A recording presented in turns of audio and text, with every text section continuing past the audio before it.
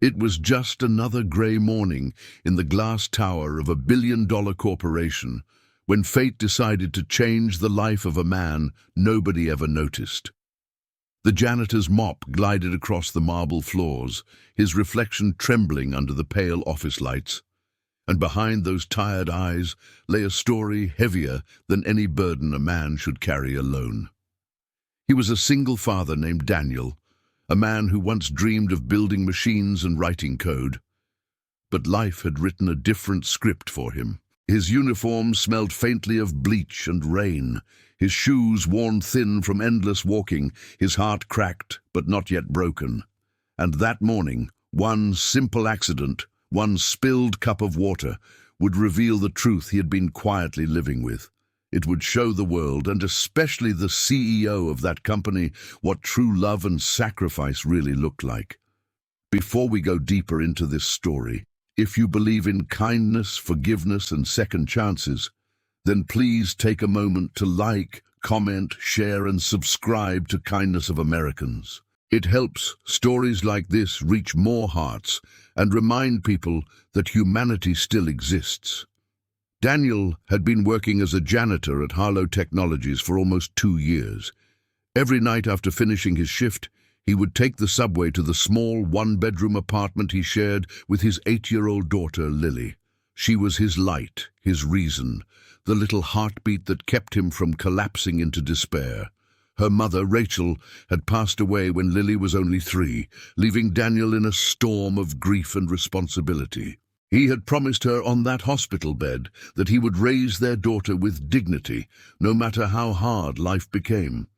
He was once a promising engineer, brilliant with computers, but a sudden layoff, hospital bills, and the collapse of his savings had left him stranded.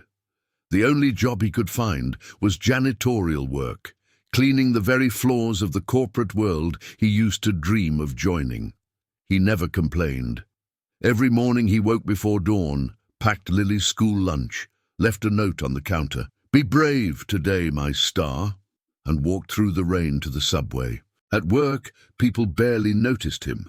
Executives in sharp suits passed him like a shadow, talking about profit margins and vacations, while Daniel quietly wiped the fingerprints off their glass doors. But he didn't mind the silence. He had found peace in routine, and sometimes peace was all a man could ask for. Still, deep down, a flicker of shame burned whenever he caught his reflection in the glass walls. The reflection of a man who once had dreams larger than his pay stub. The CEO of Harlow Technologies, Evelyn Hart, was known for her discipline, precision, and cold efficiency. She ran her empire like a machine, no emotion, no hesitation. People admired her, feared her, and whispered about her past. She had built everything from scratch, they said, after being abandoned and betrayed. She didn't believe in excuses. She didn't believe in weakness. To her, people like Daniel were invisible, necessary, but forgettable. That morning, the storm outside had left the office floors slick and reflective.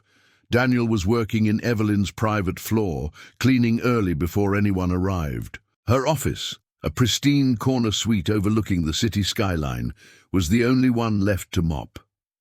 On her glass desk sat a silver laptop, still open, a faint glow on its screen. Daniel noticed a cup of water sitting dangerously close to the keyboard. He reached for it gently, intending to move it away, but in that single moment, the bucket behind him tilted, and a small wave of water spilled over the edge of his mop. It splashed directly onto the CEO's laptop. His heart stopped. The glowing screen fizzled, flickered, and went black. For a moment he couldn't even breathe. Panic clawed at his chest as he grabbed a handful of tissues, trying to dry the device, whispering to himself that maybe it wasn't ruined. But just as he was blotting the water, he heard the sharp click of heels behind him. Evelyn had arrived earlier than usual. Her expression hardened instantly as she saw her laptop soaked and her janitor trembling beside it. She snapped his name from his badge, her voice cold and cutting. "Daniel, what have you done?" Her assistant rushed in, gasping, already preparing to call IT. Daniel stammered apologies, his hands shaking. "Ma'am, I'm so sorry. It was an accident. I was just—" But she didn't want to hear it. She told him to leave. She said she'd deal with him later, her tone a warning that he'd likely lose his job. Daniel walked away in silence, his mind spinning with dread. Losing this job meant losing his apartment, losing stability, and failing Lily. He spent the rest of the morning pacing the service corridor, his uniform damp, his thoughts darker than ever. When he was finally called back to her office, Evelyn was sitting stiffly behind her desk. The laptop, still wet, had been opened by IT, but something unexpected had happened. The technicians had managed to boot the drive, and before her eyes appeared a folder that didn't belong to her. It was titled Lily's World. Curious, she had clicked it, and inside she found hundreds of photos, hand-drawn sketches, and scanned pages of a child's diary. She read the first few entries and froze. They were from Daniel's daughter. They spoke about Daddy's hard work, about how one day he'll make computers again like he used to, about how he's the best janitor in the world because he never gives up. There were drawings of Daniel sweeping floors, smiling, carrying her on his shoulders. One drawing showed her wish: "One day I'll buy Daddy a big computer so he can build his dreams again." Evelyn stared at the screen, unable to look away. She realized the folder must have been on Daniel's USB drive, which he used to play music quietly through the laptop speakers while cleaning, music his daughter recorded for him. She felt something inside her crack. She hadn't cried in years, but there in her glass fortress she wiped a tear before anyone could see. When Daniel entered, expecting punishment, he found Evelyn sitting silently, her expression unreadable. She gestured for him to sit, which he refused politely, hands clasped nervously. The office felt heavy, the city humming faintly behind the windows. She finally spoke, her tone no longer sharp but subdued. "Daniel, your daughter is very talented." The words hit him like a wave. He froze, unsure how she even knew. She turned the laptop to him, showing the open folder. His breath caught as he saw Lily's drawings on the CEO's screen.